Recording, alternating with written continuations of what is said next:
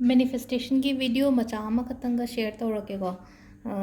si karambagi manifestation no hai kansida money manifestation ki matang da ni ko money manifest tawse yamna adum yam thuna laina adum tawba ya ga dawai mong da ne matam yam chang da bida aduga pot atei kem da changoi only paper ama khatanga aduga green pen natraga green sketch pen gumba use tawrase ko yumda angang leiragadi green sketch pen di soidna leiramgani aduga angang leitragana kolom asangba ama katang leibiro ko kolom sangba kya pyang lupa tara mangai ko aduga haidi sumaina ibirasi ko sida yengpiu ko aina iri base ko sumaina haidi I love money, money loves me ko aduga sida ko rupees ke symbol ahum katang iyo ko aduga makada na angel number ahum ire ko haidi kwai first e gada hai kano tawse I love money le ko haidi sida aina makada na block na ire block na igera natraga block na tagera ka shukai de ko aina sum haidi e badu da kai khalaga no haidi adum thaina isan gre ko adum sumaina sumaina hai tare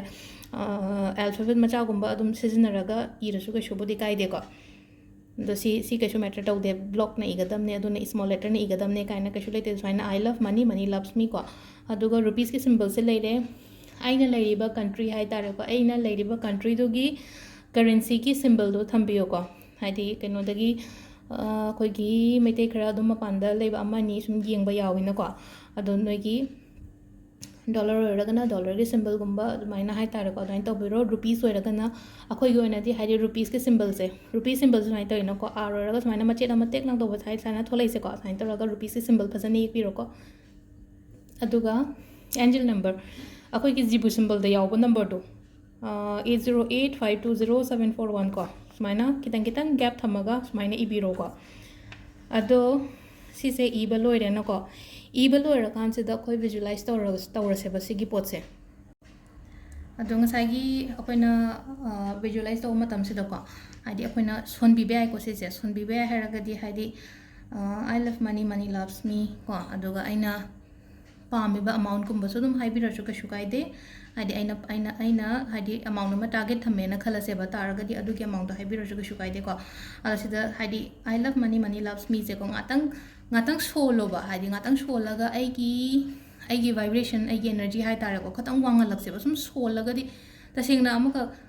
kem ta khala roina matam do only si ki pot sidang aigi mind sida le ani na ko ado nungdang gumba to biro su ka shukai de ko hasi se nungdang ju oire ado nungdang gumba tawar su ka shukai de ngasi nungdang tawar to biro he nungdang tawar to biro te matam da matam akak na ba ka shu leite ko ay tawar su nungdang do tawar su kai ba kem leite ko ado si se akoina concentrate to bangam dre na khalla se ba ko ngatang meditate gumba to bio ko meditate to matam do so ko akoina meditation to matam se kaina no hade khungai chalaga khud se akoina khoirambagi mawongda hai tare ko che se paira ka khoiram ge saina haidi che se ko che se oina keno tawraga ai kuba maya jo smai tawraga to khoiramaga keno to meditate to ba hai tare ko meditate to matam se ko haidi ningo ba sai thanda kangbra haidi ngasai gi meditation gi music tha ba natraga sigi word se hai tare ko se kind of switch word ne ko sigi switch word se dum akoina son bi bai ko I love money, money loves me and tawra son bai ko dum ado sonba matam do da haidi laina ko I love money, money loves me and I sonba matam se da mid wishalaga aina phamba do da khalloba paisa mayam ma aigi mathak ta gi tare ko haidi aigi mathak ta nong gi type ta tare kaina khan ba hai tare paisa se mayam ma ai engon da mathak se da aigi thadare ko le ngai taraga du adu su khan biyo ko meditate to do da pura ngatang minute manga to ge shwai minute tara to ge shwai ke sho kai ba kem leite ko adu loin loire ko haidi ngasai gi aina haidi pot se iba khotpa loira kan se tum yengbi ba ngatang sigi paper se paira go yeng su yeng ba yengaga aina khansu khalle na ko haidi I love money, money loves me ado haidi sum ngasai gi paisa se la e ko la ka tori ba paisa aina some kind of haidi amount ma manifest tori do haidi kadaina amount kuma manifest tor su ka shubodi kai de ko amount ma manifest tor do paisa do la a matung da aina si na gre smine to kare si sin do kare khot kare adu phabu da tum khan be la ka tori matam se akoina keno to ba yai ba visualize to ba yai ba ko adu gi matung da kamai to ga da gi ha si gi paper se ko si gi paper se fold to rase ba mamang da ingon da hairak pa yawi na ko phone cover half te kadai da half to no on hang pa do ko mai to rase hang si dis mai to rase ko ama ani rak thup pe ko ahum lak thup se ko ahum lak thup chale ai rom do onjalaga ai ngon da changak na bai na ko adu ga si gi paper se nangi ꯃꯅꯤ ꯕꯦꯛ ꯅꯠꯇ꯭ꯔꯒ ꯁꯣꯝꯒꯤ ꯄꯔꯁꯇ ꯍꯥꯞꯄꯤꯌꯣ ꯁꯤꯒꯤ ꯄꯣꯠꯁꯦ ꯀꯣ ꯉꯁꯥꯏꯒꯤ ꯑꯩꯈꯣꯏꯅ ꯃꯃꯥꯡꯗ ꯀꯩꯅꯣꯗ ꯐꯣꯟ ꯃꯅꯤꯡꯗ ꯍꯥꯞꯄꯗꯣ ꯑꯗꯨꯝ ꯑꯗꯨ ꯐꯪꯈ꯭ꯔ ꯃꯇꯨꯡꯗ ꯑꯇꯣꯞꯄ ꯑꯃꯥꯎꯟꯠ ꯍꯥꯏꯗꯤ ꯐꯪꯉꯦ ꯈꯣꯠꯂꯦ ꯍꯥꯏꯔꯛꯄ ꯌꯥꯎꯋꯦꯀꯣ